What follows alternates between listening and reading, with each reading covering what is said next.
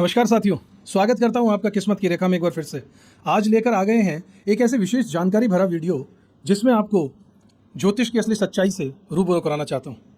इस वक्त इंटरनेट पर हर तरफ आपको एक ही खबर मिलेगी। गुरु यानी बृहस्पति ग्रह का 18 अक्टूबर से कर्क राशि में प्रवेश करना और आपका भाग्य, जीवन में खुशियां, सब कुछ आप ही को मिलने वाला है। इस तरह की खबरें हर राशि को लेकर के बहुत बढ़ चढ़कर वीडियोस और न्यूज़ बनाई जा रही है। लेकिन मेरा एक सवाल है आपसे कि क्या आपकी जन्म कुंडली, मेरी जन्म कुंडली या किसी और भी पर्सन की जन्म कुंडली सबकी एक है? बिल्कुल नहीं। क्या मेरी जन्म कुंडली में बृहस्पति देव जहां बैठे हैं, क्या वो आपकी में भी वहीं बैठे हैं? हो सकता है ना। ज़्यादातर लोगों की कुंडली में वो अलग अलग जगह मिलने वाले हैं। जब ग्रहों की पोजीशन एक नहीं है, जब कुंडली एक नहीं है, जब लग्न एक नहीं है, तो सभी को एक से रिजल्ट कैसे मिल सकते हैं? दूसरा पॉइंट, आपके जीवन में महादशा और अंतरदशा किस ग्रह की चल रही है उस पर निर्भर करेगा। आपके जन्म कुंडली में बृहस्पति देव कहां बैठे हैं इस पर निर्भर करेगा। चौथी राशि यानी कि कर्क राशि जिसमें इनका प्रवेश हो रहा है, आपकी जन्म कुंडली में जन्म के समय कौन से ग्रह वहां बैठे थे उसका भी फर्क पड़ेगा। तो जब इतने सारे चीजें और फैक्टर्स का फर्क पड़ने वाला है तो सभी वीडियोस एक जैसे रिजल्ट नहीं दे सकते। सबसे अच्छा अपनी जन्म कुंडली का विश्लेषण करवाना ही था और वही रहेगा, क्योंकि हम सब अपनी तकदीर अपने ग्रहों की स्थिति के हिसाब से लेकर आए। बस इतनी सी जानकारी आपको बताना था। ऐसा नहीं है कि इसका फायदा आपको नहीं मिलेगा या नुकसान आपको नहीं करेगा। ये स्थितियां जरूर प्रभाव डालती हैं, लेकिन इनसे उतनी आशा रखना गलत है। अगर आपकी जन्म कुंडली में ये सारे पॉइंट जो मैंने कवर किए, अगर ये सब टू द पॉइंट आपके लिए पॉजिटिव थे, तो ये 100% आपके लिए पॉजिटिव रिजल्ट देगा। इसके अलावा आपकी सबकी अपनी अपनी जन्म कुंडली में कुछ ग्रह ऐसे होते हैं, कुछ हीरो प्लैनेट्स ऐसे होते हैं, या जो महादशाएं चल रही होती हैं, इन्हें यूज करना होता है। अगर आप इन्हें प्रॉपरली यूज करते हैं, एक अच्छे एनालिसिस करवाने के बाद, जन्म कुंडली का अच्छे से विश्लेषण करवाइए, उसके बाद इन ग्रहों की ऐसे गोचर की कोई जरूरत नहीं पड़ती आपको। ये एड ऑन की तरह काम जरूर करते हैं, लेकिन जब आप अपनी जन्म कुंडली को गहराई से विश्लेषण करवा लेते हैं तो आपके सामने स्थिति एकदम क्लियर होती है। जीवन भर इन महादशाओं को यूज करके आप वैसे भी हमेशा फायदा उठा सकते हैं। तो चलिए शुरुआत करते हैं आज के ज्योतिष सत्संग की। किस्मत की रेखा। दोस्तों, आज हम बात करने वाले हैं बृहस्पति महाराज के उस खास गोचर की जिसका असर हम सबकी जिंदगी पर गहराई से पड़ेगा। अभी गुरु मिथुन राशि में है, लेकिन 18 अक्टूबर से लेकर के 4 दिसंबर तक वो अपनी उच्च राशि यानी कि कर्क राशि में प्रवेश कर जाएंगे। ये समय भले ही 1.5 महीने का हो, लेकिन इसकी गूंज सालों तक सुनाई दे सकती है।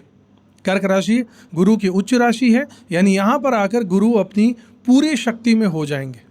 जैसे किसी यात्री को लंबे सफर के बाद में अपना घर मिल जाए, वैसे ही गुरु को कर्क में अपने असली स्वरूप को जीतने का मौका भी मिलता है।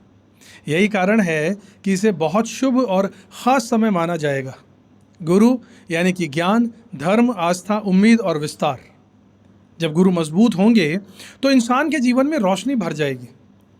वहीं कर्क राशि घर, परिवार, माँ, भावनाएं और भीतर का संतोष को दर्शाती है। कर्क राशि से ये सब देखा जाता है। तो जब गुरु यहाँ पर आएंगे तब लोगों का ध्यान बाहर की भीड़ भाड़ से हटकर अपने घर, अपने परिवार की, अपनी असली खुशी पर केंद्रित हो जाएगा। अभी तक मिथुन में रहते हुए गुरु ने हमें बहुत सारी जानकारी नेटवर्किंग और सामाजिक हलचल के बारे में दी, लेकिन अब ये दौर बदल जाएगा। ये वैसा ही रहेगा जैसे आप शोरगुल वाले बाजार से निकलकर मंदिर की शांति में पहुंच जाएं। अब जोर होगा रिश्ते को संभालने पर, घर को सुखमय बनाने पर और अंदर से संतुष्टि पाने पर। ये गोचर केवल व्यक्तिगत स्तर पर ही नहीं बल्कि समाज के हर स्तर पर भी बड़ा बदलाव लेकर आने की एक ताकत रखता है। अब दुनिया धीरे धीरे ये महसूस करेगी कि असली विकास और डेवलपमेंट जो है वो दूसरों को गिराकर नहीं बल्कि सबको साथ लेकर आगे बढ़ने में ही है। वसुदेव कुटुंबकम, ये वाला जो विचार है और भी गहराई से अपनी जड़ें जमा लेगा। लोग अपनी जड़ों, अपनी परंपराओं, कल्चर और आध्यात्मिकता की तरफ लौटेंगे। धर्म, यज्ञ, पूजा पाठ, ध्यान और मंत्र जाप की तरफ आकर्षण लोगों का बढ़ेगा। और दोस्तों, इस दौरान एक और बेहद खास घटना होने वाली है।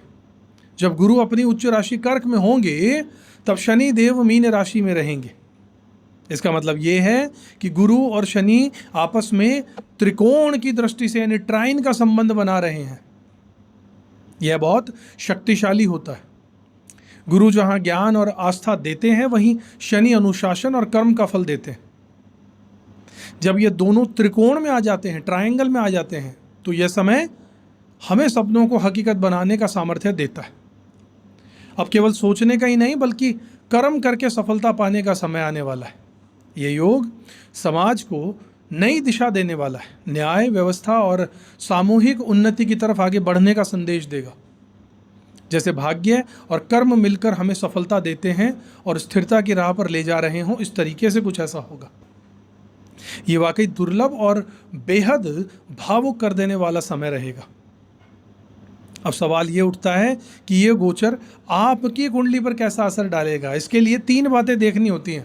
पहला, गुरु की अपनी खुद की प्रकृति कैसा है, नेचर है गुरु का, बृहस्पति का, जो हमेशा ज्ञान, विस्तार और सकारात्मकता की बात करता है। दूसरा, कर्क राशि आपके कुंडली में जिस भी भाव में घर में बैठी है। और तीसरा, गुरु किन राशियों और भावों पर दृष्टि डाल रहे हैं। गुरु कर्क राशि में बैठकर वृश्चिक और मीन राशि पर दृष्टि डालेंगे, विशेष दृष्टियां डालेंगे। इनमें से खासकर मीन वालों के लिए तो यह समय वरदान से कम नहीं हो सकता, क्योंकि मीन गुरु की अपनी राशि ही है और गुरु की दृष्टि वहां पर पड़ रही है, उच्च के गुरु की, यानी दुगना आशीर्वाद। कर्क राशि चूंकि चौथे भाव से जुड़ी हुई है, तो घर, परिवार, जमीन जायदाद और गाड़ियों से जुड़े मामलों में भी प्रगति होगी। ऑटोमोबाइल सेक्टर में, कंस्ट्रक्शन, बिल्डिंग मटेरियल एरिया में, रियल एस्टेट में बूम रहेगा। लेकिन ये लाभ हर किसी के लिए अलग अलग होगा, क्योंकि यह आपके लग्न और आपकी चंद्र राशि पर भी निर्भर करता है। अब ज़रा सावधानी वाले हिस्सों पर भी ध्यान दीजिएगा।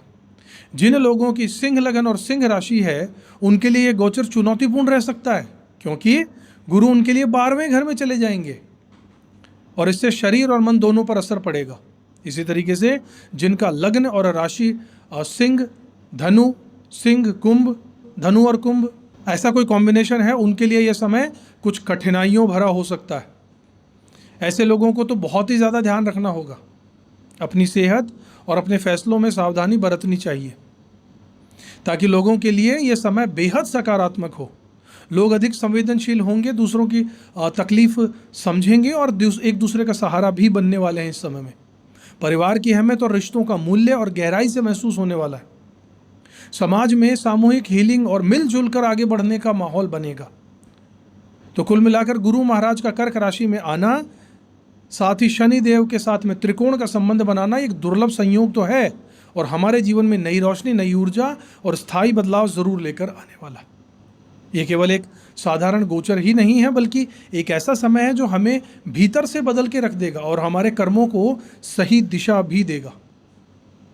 दोस्तों, अब बात करते हैं कि जब बृहस्पति देव अपनी उच्च राशि कर्क में होंगे, तो इसका असर आप पर, यानी मेष राशि और मेष लग्न वालों पर इसका कैसा असर होगा।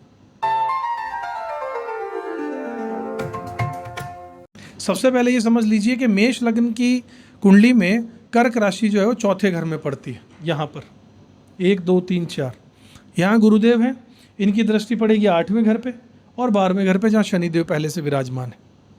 चौथा घर जहाँ पर ये विराजमान होंगे, ये होता है घर परिवार का, माता का, जमीन जायदाद का, गाड़ी का, मन का, सुख का। और जो गुरु जो कि ज्ञान, आशीर्वाद और विस्तार के कारक हैं, एक्सपेंशन के कारक हैं, अपनी उच्च राशि चौथे घर में आपके बैठेंगे, तो ये समय विशेष रूप से मेष वालों के लिए बहुत खास साबित होगा। इस दौरान घर परिवार में खुशहाली बढ़ेगी, माता पिता का साथ मिलेगा और घर का माहौल शांति से भरा हुआ रहेगा। प्रॉपर्टी और वाहन संबंधी काम पूरे हो सकते हैं। बहुत से लोग नया घर, गाड़ी खरीद सकते हैं। वहीं मन का सुख भी मिलने वाला है। बेचैनी कम होगी और जीवन को समझने का नया दृष्टिकोण मिलेगा। गुरु की दृष्टि से करियर में स्थिरता भी आएगी। नौकरी पेशा लोगों को प्रमोशन या फिर सम्मान मिलने वाला है। बिजनेस वालों को नए अवसर मिलने वाले हैं। अचानक से धन लाभ और रिसर्च या फिर इन्वेस्टमेंट में फ़ायदा भी मिलने की संभावनाएं बढ़ेंगी। विदेश यात्रा के योग बनेंगे, लेकिन खर्चे भी बढ़ सकते हैं, क्योंकि 12वें घर पे दृष्टि है। इसलिए पैसों की प्लानिंग समझदारी से करनी होगी। गुरु और शनि के त्रिकोण का जो असर होगा वो मेष राशि वालों के लिए बहुत खास होगा। शनि मीन राशि में यानी आपके 12वें घर में विराजमान है, गुरु जो है चौथे घर में विराजमान है। ये योग आपको ये सिखाने वाला है कि मेहनत, अनुशासन और परिवार और करियर दोनों में स्थिरता कैसे बनाए, उसमें बैलेंस कैसे बनाए, ये सिखाएगा आपको। यह समय आपको जिम्मेदार भी बना देगा और भाग्य और कर्म का मेल आपको लंबी सफलता की ओर ले जाएगा। स्वास्थ्य सामान्य से अच्छा रह सकता है, खासकर मानसिक शांति मिलने वाली है, लेकिन खान पान का ध्यान रखना बहुत ज़रूरी है। रिश्तों में गर्माहट बढ़ने वाली है। जिनकी शादी नहीं हुई उन अविवाहितों के लिए विवाह के योग बनने के चांस हैं और शादीशुदा लोगों को जीवन साथी का पूरा सहयोग मिलने के चांस। अब बात करते हैं अगर उपायों की, तो अगर आप चाहते हैं कि इस गोचर का पूरा लाभ मिल सके, कोई भी नकारात्मक असर कम हो जाए, तो ये आसान से उपाय आपको बता देता हूँ, इन्हें ज़रूर कीजिएगा। पहला, हर गुरुवार को पीले फूल और पीली मिठाई भगवान विष्णु या बृहस्पति देव को अर्जित करें, उनको चढ़ाना है, अर्पित करना है। दूसरा, केले के पेड़ में जल चढ़ाइए और वहाँ पर दीपक जलाइए, इससे गुरु की विशेष कृपा मिलेगी। तीसरा, गुरुवार के दिन वस्त्र पीले रंग का दान कीजिए, व्रत रखिए, पीले कपड़े पहनिए, पीली दाल का दान कीजिए। चौथा, अपनी माँ, बड़े बुजुर्गों का आशीर्वाद लेना मत भूलिए, इस समय बहुत शुभ रहेगा, क्योंकि चौथे घर में गुरु मातृ सुख और घर परिवार से जुड़ा हुआ सुख देता है। पांचवा उपाय, अगर संभव हो तो गरीब बच्चों को शिक्षा में सहयोग कीजिए, किताबें, कॉपी या पेन दान कीजिए, गुरु का आशीर्वाद तुरंत मिलने लगेगा। तो कुल मिलाकर मेष लग्न या मेष राशि वाले मेरे साथियों, आपके लिए यह गोचर बेहद सकारात्मक है। घर परिवार की खुशहाली, करियर में स्थिरता, रिश्तों का मिठास और आध्यात्मिक दृष्टि सब कुछ मिलने वाला है। बस इन छोटे छोटे उपायों को अपनाकर आप इस समय को और भी मंगलमय बना सकते हैं। अगर अपनी जन्म कुंडली का गहराई से विश्लेषण करवाना चाहते हैं तो हमसे संपर्क कर सकते हैं। और अगर वीडियो पसंद आया तो लाइक कीजिएगा, शेयर कीजिएगा, चैनल को सब्सक्राइब भी कीजिएगा। साथियों, अगले वीडियो में अगर फिर से आपसे मुलाकात करूंगा, तब तक खुश रहिएगा, अपना कर्म करते रहिएगा, ऊपर वाले में विश्वास जरूर रखिएगा और जय गुरुदेव कमेंट बॉक्स में लिखते रहिएगा। जय गुरुदेव। किस्मत की रेखा